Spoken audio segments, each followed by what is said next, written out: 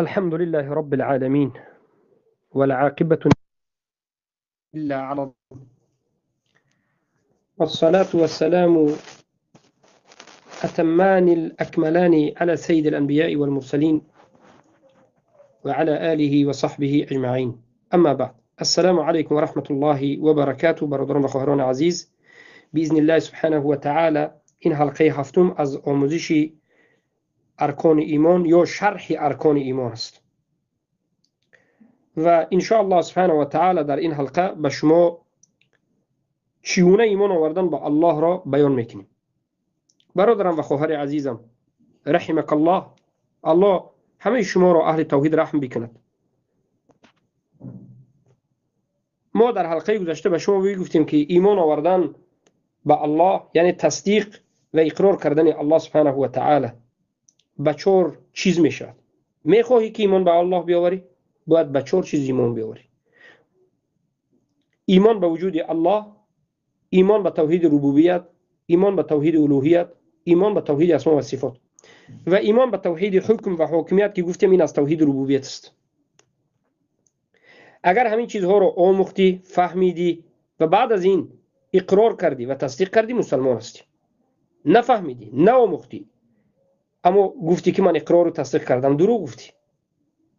زیرا که بدون علم، بدون فهمیدن، آموختن، از اینها خبردار شدن ناممکن است. چگونه خبردار میشوی از توحید ربوبیت؟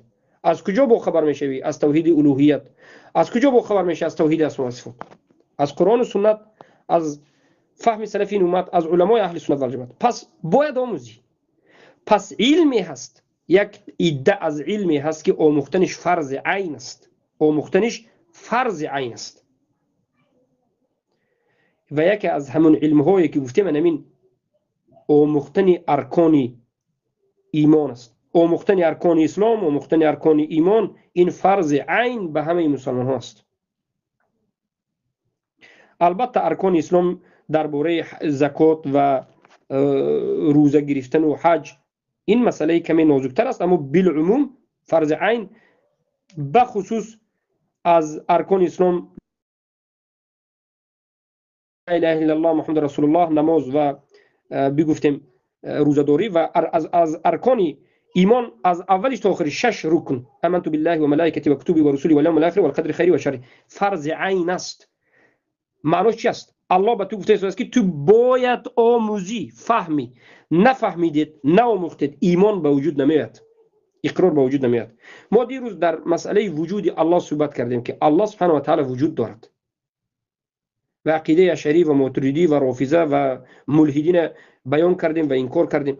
و بعد از این برادر عزیزم دلیل اول از فطرت آوردیم، دلیل دوم از عقل آوردیم که وجود دارد الله سبحانه و تعالی. فطرت انسان دلالت به همین میکند، عقل انسان دلالت به همین میکند. و امروز ما بسیار انسان ها رو میبینیم که شراب زده، می زده، خیلی هم بدین می نماید، اما میبینی که گریه و ناله دارد، الله گویان فریاد میکنه. فطرتش میخواد، قلب همیشه به سوی الله میرود. قلب ملحدم شب و نیم شب یک صاحبش از خوابش بیدار میکرد که تو باید به سوی الله روی. الله اکبر. برای که در درون نمی قلب است، در درون مغز سر نیست، در درون نمی قلب است. فطرت در درون قلب است. لیکن فطرت هم تغییر می‌یابد به سبب گناه، به سبب معصیت، به سبب شرک. فطرت هم تغییر یافتنش ممکن است. چیزی که پیامبر صلی الله علیه و سلم گفتن که هر یک مولودی که تولد میشود به فطرت تولد میشد، اما پدرش و مادرش او را یهودانی او مجوسانی او ینصرانی او مجوسانی، یا مجوس یا نصارا یا یهود میکنند. دلالت عقل هم موجود است. هر یک چیز سازنده دارد. آیا این زمین و آسمان سازنده ندارد؟ ای ملحدی به عقل، یک انمی کاغذ حاجتخانه ای که چیزی ناچیزترین در این عالم امروز است، در عالم امروز پسترین یا ناچیزترین چیزی که هیچ کسی نظرش نمیگیرد، انمی کاغذ پاک کردن نجاست در حاجتخانه است. اما انا برای پیدا کردن ساختن یک کاغذ حاجتخانه چقدر فیرمه های بزرگ، اداره های بزرگ، چقدر انسان ها، هزارها کار میکنند. به من یک چیز را بگو که در دنیا خود به خود پیدا شده باشد. دندانکاوی که یک چوبچه‌ای هست برای این چقدر انسان ها کار میکنن. چی است که بدون یک سازنده به وجود آمده باشد؟ هیچ چیزی. بعضی ها خود را عقلانی میگن، مرحمت، همه چیز را میگن که بله بدون سازنده به وجود آمدنش ناممکن است.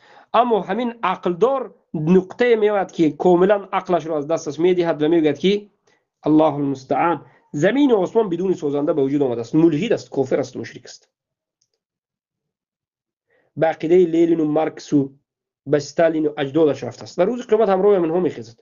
من احب قوما حشر معهم، هر کسی که قومی رو عقیده رو دوست دارد همراه منها در روز قیامت میخیزد.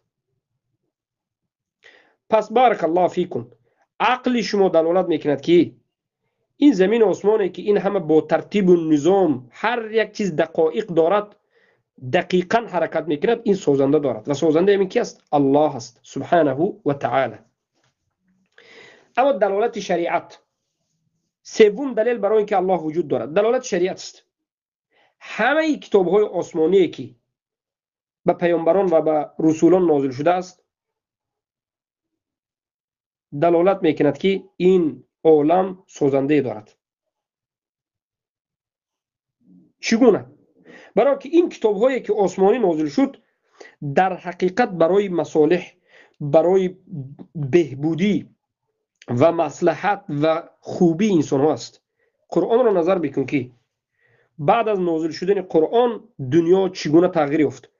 تا قرآن نظر بکن و بعد از قرآن نظر بکن، انسانیت چگونه تغییر یافت، چگونه ترقیات شد. همه این از کتاب الله بود و این دلالت میکند که رب العالمین، رب حکیم علیم، همین الله هست که عالم است به احتیاج انسان ها و برای همین همه احتیاجی که انسان ها دارن در قرآن ذکر کرده. اولین جراحی که کرد مسلمان ها بود، اولین کهربایی که به وجود مسلمان ها بود، اولین پروازی که کرد مسلمان، همه چیز از مسلمان ها است. اما بدین ها شما را از دین دور کردن و گفتن که اولین رو ما کردیم و شما دین رو ترک کردید و رفتید و به نزد اونها فکر کردید که در حقیقت اونها کردند. از علما و از دین خود که خبردار نشدید گشتید و خور شدید. زیرا که عمر بن الخطاب رضی الله عنه میگن اعزنا الله بالاسلام فلما تركنا الاسلام اذلنا الله، یا که فلما ابتغينا العزه لغير الله اذلنا الله. الله ما را به اسلام عزت داد، زمانی که ما عزت رو از غیر اسلام طلب کردیم خور زور کرد. وقتی که جوانهایی که خودشون مسلمان میگن، مسلمان زاده میگن، تاجیکستان یا این ملت فارسی که همش خودش مسلمان دعوا میکند اما معنای لا اله الا الله نمیدونن، ایمان به الله آوردگی نیست، چگونه ایمان آوردن به الله نمیدونن، میگه که من بنده الله ایمان به الله آوردم اما شرک و کفر میکند. الله خور ذلیلش میکرد این چنین انسان. الله المستعان. این قرآن و دیگر کتاب ها، فقط قرآن نه، همه کتاب ها چگونه از غیبیات خبر داد، چقدر از این حالت کون خبر داد. همه این دلیل به این است که الله رب العالمین قادر به همه چیز، قادر علی کل شیء وجود دارد. الله وجود دارد و همین تو باید اقرار بکنی ای مسلمان که الله وجود دارد، تنها است، یکتا است، در بالای آسمان هاست، در بالای عرش است، از مخلوقاتش جدا است، تو را میبیند و میشنود. اقرار بکن و تصدیق بکن. اما دلیل های حسی گفتن به وجود الله سبحانه و تعالی از دو وجه گفتن.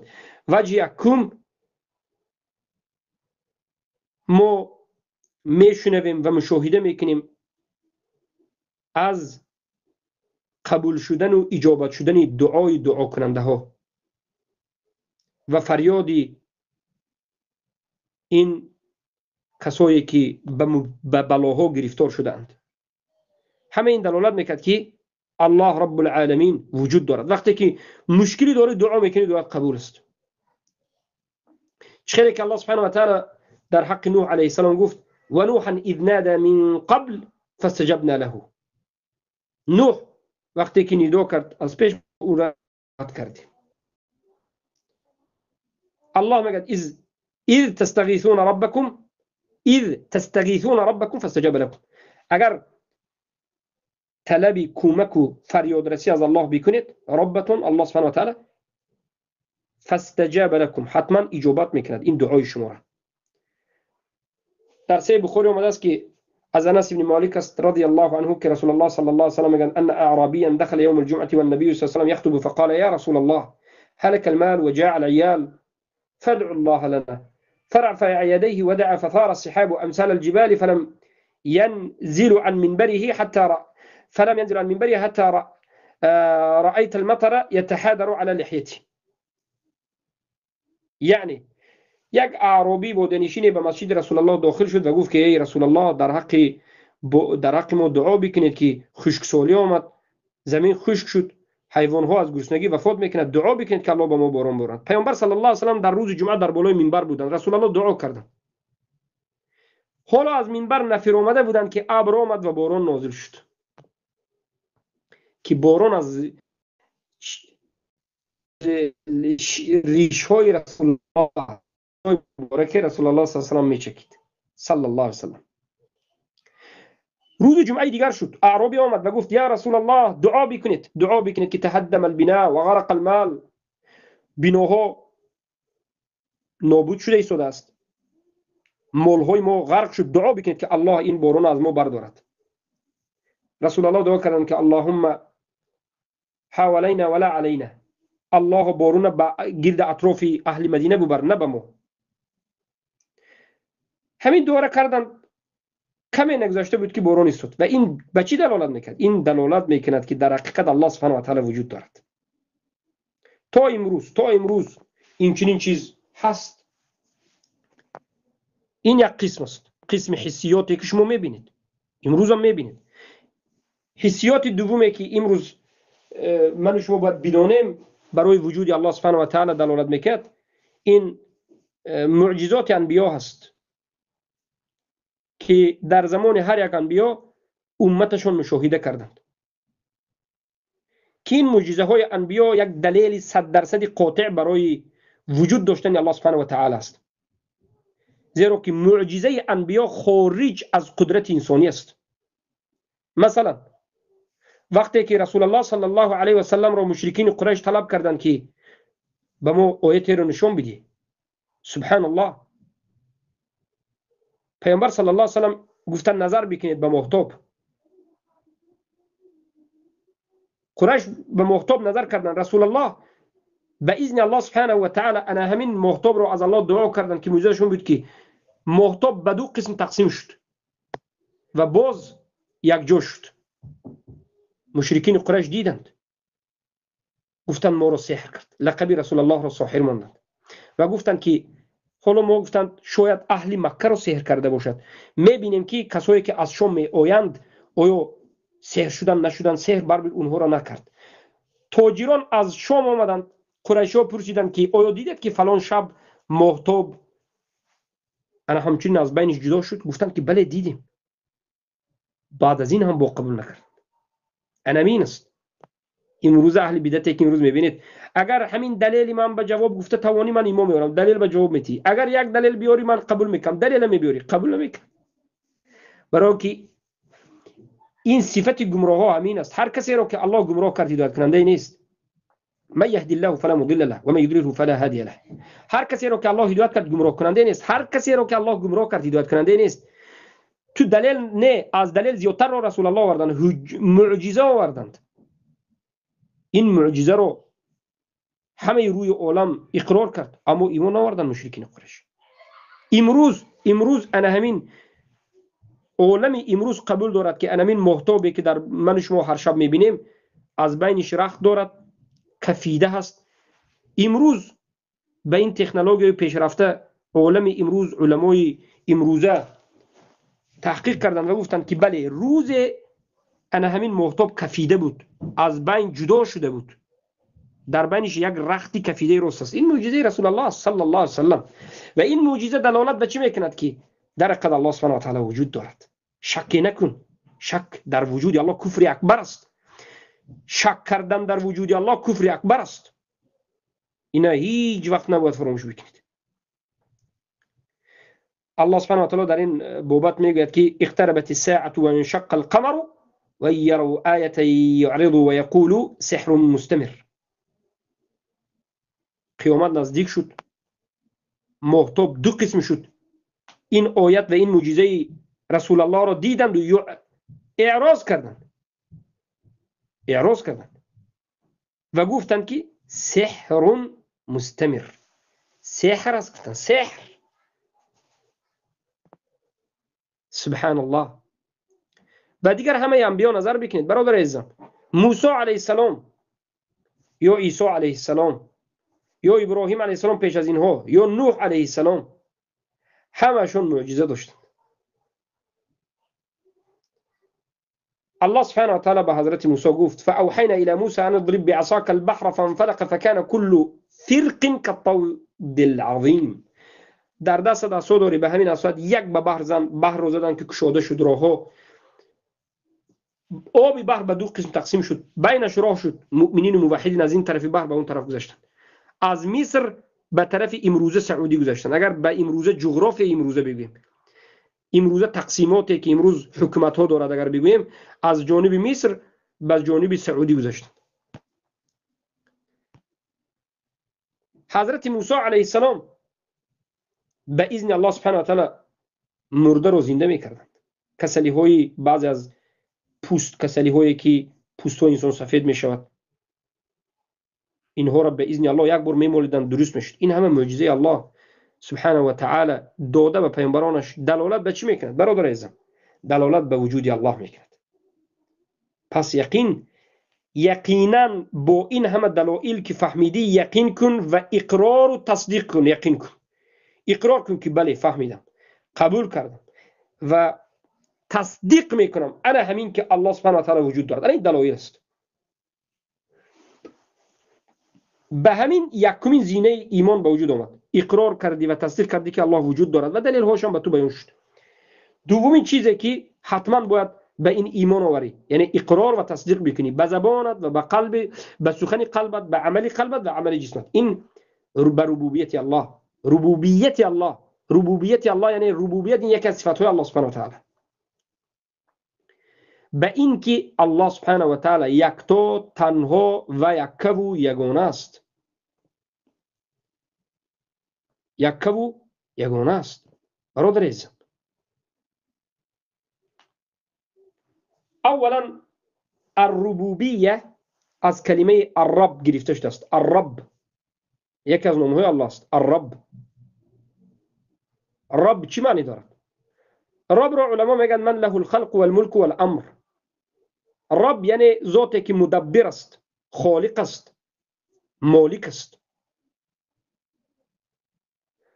رب العالمین یعنی کسی که خلق کرد انمین عالم ها را و مالکش انمین الله است و امری که در همین در بین مخلوقاتش است امر الله است، حکم الله است و مدبر همه حرکت هایی که در این عالم میشد به همین مدبرم الله است که همین به معنای رب است. رب یعنی الخلق والملك والامر والتدبیر.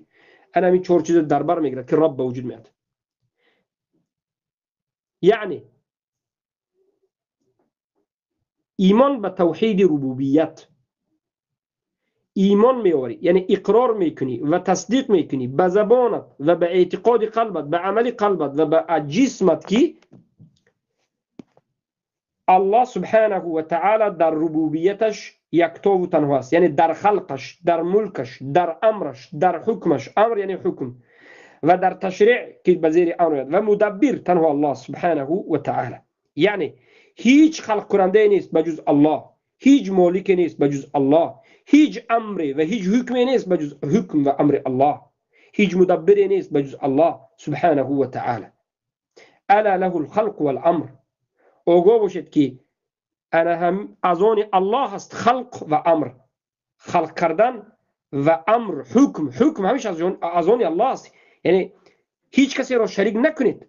پس این دلالت میکرد که هر کسی که خودش را مسلمان میگد و میگد که من خالق هستم، منم بعضی چیزا خلق کردم، کافر است. یا میگوید که من هم حاکم هستم و بعضی حکم ها را میبرد، کافر است. یا که حکم به حکم غیر الله میکرد. کفر در ربوبیت است، هم در الوهیت و هم در اسماء و صفات است. الله سبحانه و تعالی میگه ذلكم الله ربكم له الملك والذين تدعون من دونه ما يملكون من قطمير. انا من الله هست، رب شما و همه ملک از آن او است و اون چیزهایی که غیر الله شما دعا میکنید و عبادت میکنید غیر الله هیچ مالکیتی ندارد. من قطمیر، قطمیر یعنی یک پوست خرما بر این قدرت ندارد، خلقم نکرده است. باور بکنید همه علما آشکار و واضح که هیچ کسی ربوبیت الله را انکار نکرده است بجز اندکی، بجز کسانی که خیلی هم به درجه بالاترین طاغوتی رسیدند و خیلی هم به درجه بالاترین مکابره و کبر رسیدند. شما فکر نکنید که بسیاری انسان ها ربوبیت انکار کرده کافر شدند. نه، بسیاری انسان ها ربوبیت قبول داشتند، الوهیت انکار کردند یا عمل نکردند و کافر شدند. مشرکانی که در زمان پیامبر بودند اونها هم ربوبیت قبول داشتند، انامین توحید قبول داشتند که الله خالق است، رازق است میگفتند. اندکی از انسان ها به مانند فرعون و نمرود و بعضی از فراعنه انا همین الله ربوبیت قبول نداشت. فرعون چی گفت؟ انا ربکم الاعلى، من رب بزرگ شماست. و در جای دیگر گفت یا ایها الملأ ما علمت لكم من اله غیری، من نمیدانم برای شما بجز خودم دیگر الهی رو، یعنی اله شما تنها من است. سبحان الله. پس انا همین است درجه بالا رفتنی کفر و شرک عاقبتش به همین درجه رسونید.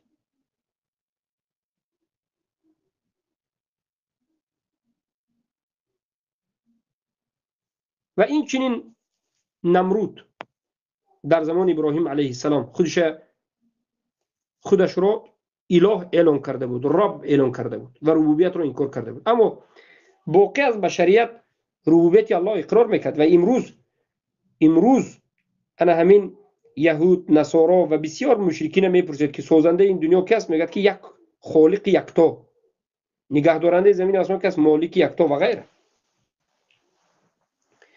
و در زمان رسول الله صلی الله علیه وسلم مشرکین هم قبول داشتند که انا من ابو جهل، ابو لهب، ابو طالب و غیره، با وجود مشرک بودنشون، با وجودی که الله اونها را مشرک گفت، کافر گفت، پیامبر گفت، لیکن اینها اقرار کرده بودند که توحید ربوبیت الله این خاصی الله است.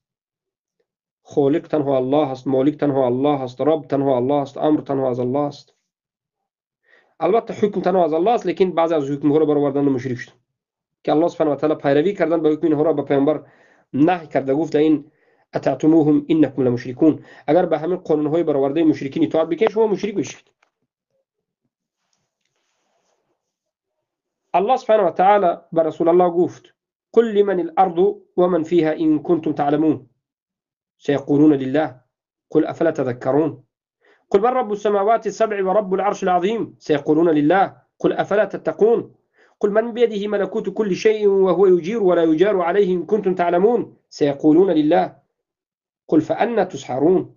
ببینید ای محمد به این مشرکین بگو، به ابو جهل، به ابو لهب، ابو طالب و دیگر همه این مشرکین که در قریش بودن، بگو که این زمین و هر چیزی که در روی این زمین است از آن کیست؟ اگر شما بدانید بگوید از آن کیست. ای مشرکین به رسول الله گفتند که زود میگویند الله از آن الله است. مشرکین بودند، لیکن زمین و آسمان و هر چیزی که در روی این زمین است میگفتند از آن الله است. پس الله گفت که بگو ای محمد که آیا پند نمیگیرید؟ ای محمد به مشرکین بگو که رب آسمان های هفتگانه و رب عرش عظیم کی است؟ زود است که مشرکین میگویند الله است. میگن الله به محمد گفت که صلی الله علیه وسلم ای رسول بگو که آیا نمیترسید از من الله؟ ای محمد بگو به مشرکین که در دست کیست ملکوت همه چیز و او تغییر میده، یجیر ولا یجار علی، و به او تغییر کننده نیست اگر شما بدانید. مشرکین زود گفتند که الله. سبحان الله. ببینید مشرکین اقرار داشتن، مشرکینی که پیامبر اونها رو مشرک گفتن اقرار داشتن توحید ربوبیت، خالق بودن الله، الرزاق بودن الله، نگاه داشتن الله زمین و آسمان رو، رب آسمان ها و زمین بودن الله، امین الله سبحانه و تعالی. الله در جای دیگر میگه که ولئن سألتم من خلق السماوات والارض لیقولون خلقهن العزیز العلیم. اگر پرسیدی که مشرکان امین زمین یا که بگیم آسمان ها رو و زمین رو کی خلق کرده است، حتما به تو میگن که حتما خلق کرده است عزیز العلیم الله. این چنین آیات ها خیلی زیاد است. آیات های قرآن دلالت میکند که مشرکین در زمان رسول الله صلی الله علیه وسلم ایمان داشتند در توحید ربوبیت، به توحید ربوبیت، اگرچه قسما از جانب حکم مشرک شده بودند و حکم غیر الله برآورده بودند، لیکن در بسیاری از اقسام توحید ربوبیت ایمان آورده بودند. اما به همین فقط ایمان آوردن به وجود الله و ایمان آوردن به توحید ربوبیت مشرکین را مسلمان نکرد. خوب دقت بدید. یعنی مشرکین ایمان آوردند، اقرار کردند، تصدیق کردند که بارک الله فیکم الله وجود دارد، اقرار و تصدیق کردند به توحید ربوبیت. بدو چیز اقرار کردند، مسلمان نشدند، مشرک هستند و بعد از مرگشون جهنمی شدند. و من شما قصه اونها را تا امروز 1400 سال شده است میخونیم. امروز هم زیاد هستند کسانی که الحمدلله من مسلمانم، من وجود الله به ایمان دارم، میگن الحمدلله الله خالق است، رازق است میگویند و فکر میکنند که مسلمانی همین است. نه، ابو جهل هم همین به عقیده داشت. ابو جهل هم به همین چیز عقیده دارد، همین چیز قبول داشت. در ربوبیت ابو جهل از بعض امروزه انسان هایی که شرک میکنند و از صوفی های رافضه ها 1000 مرتبه ابو جهل و پیروان این ابو جهل در قریش در مسئله ربوبیت از امروزه قبوری ها بهتر بودند. بله در مسئله ربوبیت قریش ها مشکلی در حکم داشت، امروزه مشرکان هم دارد که در حکم به غیر حکم الله هیچ مشکل ندارد. از قریش ها بدتر است. قریش ها مرد به مرد بازی کردن حرام میگفت، امروزه ها بوکه ندارد میگفت قانون حکم غیر الله. اعوذ بالله من ذلك. اما اگر توحیدت 100% در ربوبیت باشد هم، اگر به الوهیت عمل نکردی مسلمان نمیشوی. تو باید 4 چیز به وجود آوردی، 2 تاش به وجود آوردی. از همین 4-5 چیز همیشه باید به وجود آوری. یکیش که به وجود آمد مسلمان نیستی. سومین چیزی که ایمان بیاوری که ایمان بعد از این به الله به وجود میاد، ایمان به الوهیت است. ایمان به الوهیت الله است. الوهیت صفت الله سبحانه و تعالی، یگانگی الله در عبادت، عبودیه، یعنی یگانه الله عبادت بکنی. برای من علما گفتن توحید ربوبیت توحید علمی است، علما باید بدانی و اقرار و تصدیق کنی که مکانش قول قلب است.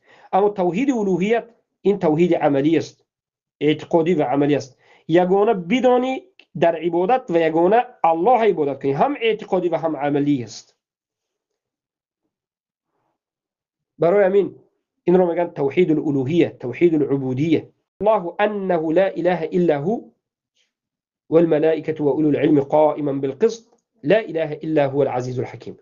الله شهادت داد که نیست معبودی بر حق بجز او، الله یکتا است. برای یکتا بودن خودش شهادت داد و بعد از این ملائکه ها و بعد از این صاحب علم، علمای ربانی و حقانی که قائم بالقسط است، قائم بر عدل است، پایبند بر عدل است. نیست معبودی بر حق بجز انا همین الله عزیز و حکیم. پس الله یکتا است، الله احد است، الله واحد احد است و الله سبحانه و تعالی الصمد است، بی‌نیاز است و هیچ چیزی به الله سبحانه و تعالی شریک کرده نمی شود در عبادت. هر چیزی که به الله سبحانه و تعالی شریک کرده شد، همراه الله عبادت کردی، همراه الله چیزی دیگری به الله سبحانه و تعالی شریک کرده شد، این اله را اله باطل گفته میشد. چخیلی که الله سبحانه و تعالی در قرآن میگه ذلك بأن الله هو الحق وأن ما يدعون من دونه هو الباطل وأن الله هو العلي الكبير. همانا که الله سبحانه و تعالی این حق است و همه اون چیزهایی که غیر از الله عبادت کرده می شوند این باطل است و الله این علی است و کبیر است. در اینجا الله سبحانه و تعالی بیان کرد که اله دو اله است، اله حق و اله باطل. اله حق معبود حق الله است، اله باطل معبود باطل این کی است؟ معبودان باطل این غیر الله هر چیزی که عبادت کرده میشد. از همینجا فهمیده میشد که خبری لا این چی است؟ لا اله الحق است. از همین ذلك بان الله هو الحق و ان ما يدعون من دونه هو الباطل و ان الله هو العلی الكبیر. بارك الله فيكم. پس این دلالت به توحید الوهیت میکرد. اما امروز چقدر انسان ها هستند که خود را مسلمان میگن، قرآن شب روز میخوانند، بعضش حافظ قرآن است، مدرس قرآن است، معلم است و شیخ است، آیات را صدها بار خونده است. اعبدوا الله ما لكم من اله غیره. یگانه الله عبادت بکنید، غیر از الله دیگر اله معبودی که عبادت کرده شود ندارید.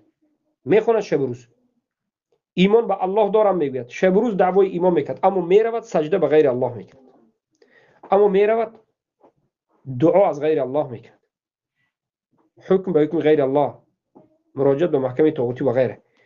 آیا همین مسلمان است؟ آیا همین ایمان دارد؟ برادر عزیزم، خواهر موحدان، ایمان ندارد، برای که رکن ایمان به الله شکست. ارکان ایمان شش است، رکن یکمش ایمان به الله است. ایمان به الله به خودش با رکن دارد، 4 ارکان دارد. همین 4 ارکان باید به وجود آید، بعد ایمان تو به الله به وجود میاد. کسی که شرک کرد، رکن سوم ایمان به الله شکست، این مسلمان نیست، مشرک مسلمان نیست. من ندانستم، نفهمیدم، گفته جهل کرد، پیروی از فلان مشرک کرد، تقلید کرد، تعویل کرد و نفهمید، خطا کردم گفت و نفهمید. جهل، تعویل و خطا که به قصد است، بدون قصدش دیگر است، و خطای به قصد است. یا که این تقلید هرگز در شرک اکبر کفر اکبر عذر نیست. و هر کسی که شرک اکبر کفر اکبر کرد مشرک است. مشرک رکن ایمان آوردن به الله به وجود نآورد. الله المستعان. پس الله سبحانه و تعالی در حدیث سید خلیق، حدیث قدسی است، میگه که انا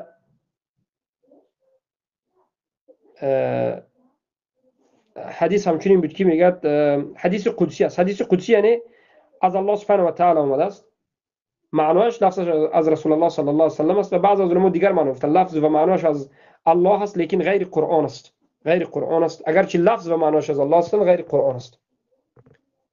گفتن الله سبحانه و تعالی فرمود که من عمل عملا اشرک فی معی ترکته و شرکه. هر کسی که عمل کند و در این عملش به من کسی دیگری رو شریک قرار بدهد، خودش رو و عملش رو ترک کرده. ترک کرده میگه الله سبحانه و تعالی. ترک یعنی تکفیر کرد. در اینجا الله مسلمان رو ترک نمیکرد. پس بارک الله فیکم. همه این چیزهایی که غیر الله امروز مردم عبادت میکنن از دستشون هیچ چیزی نمیاد، یکی با وجود همین شیطان اینها را فریب داده است. الله المستعان. و باید دانسته شود که مشرکانی در زمان رسول الله بودن مشکلشون در انا همین باب بود، در باب توحید الوهیت بود. یعنی اونها ایمان داشتن که الله وجود دارد، ایمان داشتن به ربوبیت الله، اما ایمان به الوهیت الله، یگانه عبادت کردن الله نداشتن. بت را عبادت میکردند. عبادتشون هم به واسطه بود، استغاثه بود. یعنی می رفتند صدقه میکردند و دعا میکردند و میگفتند که همین دعا و صدقات و عبادت ما را به الله رسانید. میگفتند عیناً امروزه مشرکین ایمان به وجود الله دارند، ایمان به ربوبیت الله دارند، در الوهیت عبادت میکنند الله را و غیر الله را هم، و میگویند که این وسیله هست. میگن یعنی ما به الله خودمون راست رفته نمیتوانیم، به واسطه انا همین اولیا، قبور و غیره میریم، که عیناً عملشون عملی مشرکین زمان رسول الله است. و اینها ایمان به الله ندارند، اینها به ایمانند. هر کسی که شرک میکرد به ایمان است، ایمان به الله ندارد. الله المستعان. اما امروز چقدر زیادن این چنین انسان. چهارمین و آخرین رکن ایمان به الله سبحانه و تعالی ایمان به اسما و صفات است، به توحید اسما و صفات. توحید اسما و صفات. تا امروز بسیار مسلمان ها اسما و صفات گفتنی حتی چیز نمیدونند، از این چیز اصلا بیخبرند. چگونه ایمان به الله آوردند؟ لااقل عمومی مجملی هم ندارند. ایمان به توحید اسما و صفات یعنی الله در نامهایش و صفاتهایش یکتا و یگانه است، به کسی تشبیه کرده نمی شود و این چیزها را انکار کرده نمی شود. کسی که انکار کرد نامهای الله و صفاتهای الله را به شرک تعطیل گرفتار شد.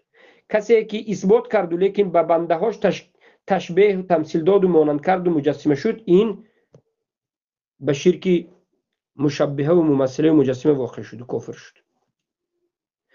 ایمان به اسماء الله سبحانه و تعالی و صفاتش همین است که علما میگن اثبات ما اثبته الله لنفسه في كتابه او سنه رسوله صلى الله عليه وسلم من الاسماء والصفات على الوجه اللائق به من غير تحريف ولا تعطيل ولا تكييف ولا تمثيل. اثبات کردن همه آن صفاتهایی که الله سبحانه و تعالی به خودش اثبات کرده و رسول الله صلی الله علیه و سلم اثبات کرده.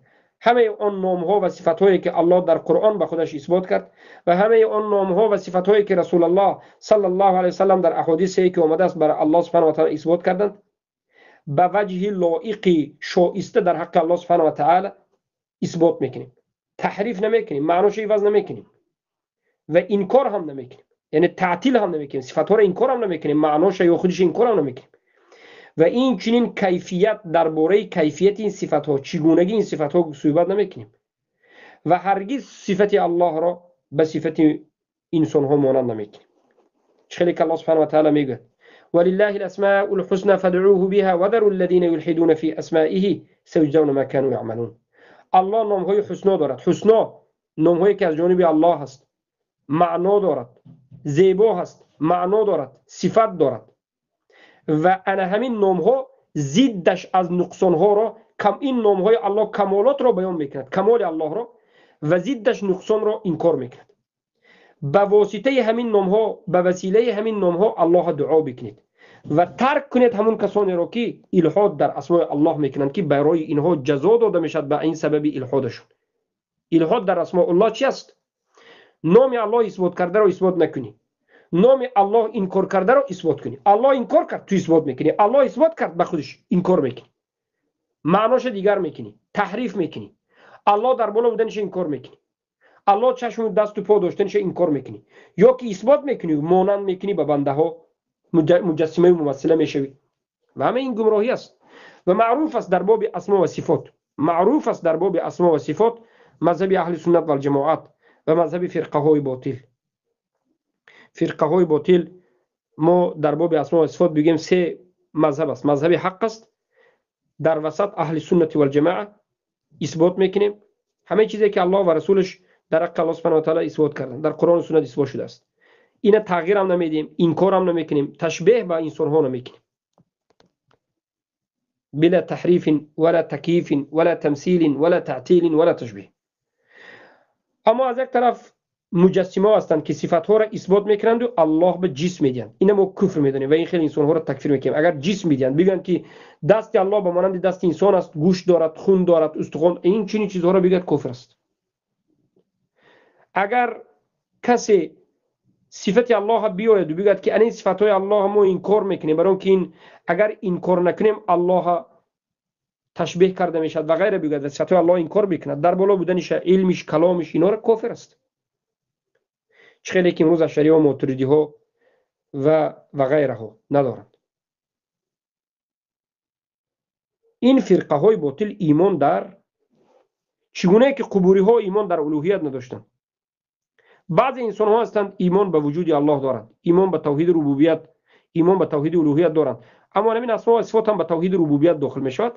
از قسم خاصی توحید ربوبیت، یکی از توحید ربوبیت که 7 رکن دارد و یکی از رکنش همین اسما و صفات است، صفات و افعاله، به همین ایمان ندارند، به همین جهت کافر شده است. به مانند اشعری ها، ماتریدی ها رافضه ها اینها کفار هستند، زیرا که اقرار و تصدیق نکردند توحید اسما و صفات رو، ایمان نآوردند به توحید اسما و صفات، گفته های الله به ایمان نآوردند، اقرار و تصدیق نکردند.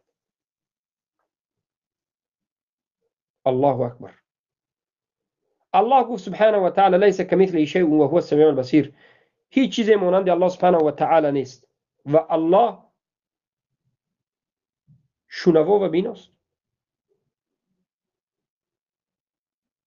الله در اینجا انکار کرد تشبیه شدنش را، یعنی هیچ کس مانند نیست، با الله هیچ کسی را تشبیه نکنید، و بعد از این اثبات کرد صفت را که الله شنوا و بیناست. اما معطله ها آمدند و انکار کردند اسمای الله و صفات الله را. برای چی گفتند اگر اثبات کنیم صفت و نام های الله را گویا که الله را تشبیه میکنیم، به خاطر اینکه الله را تشبیه نکنیم باید انکار کنیم. گفتند اعوذ بالله. این زعم یا این دعوای باطل است و کفر است و شرک است.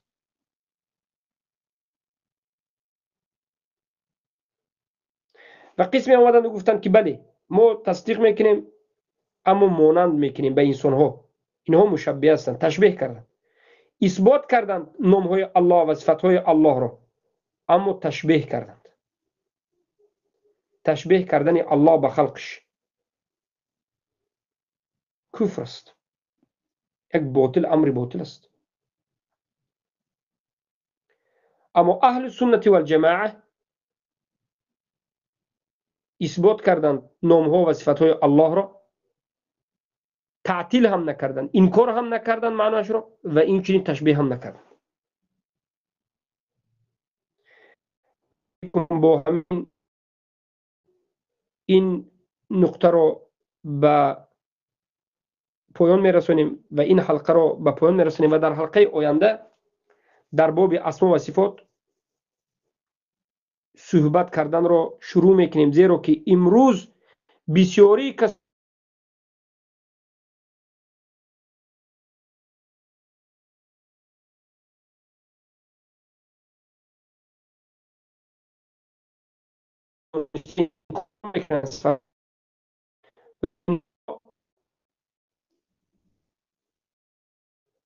در رکن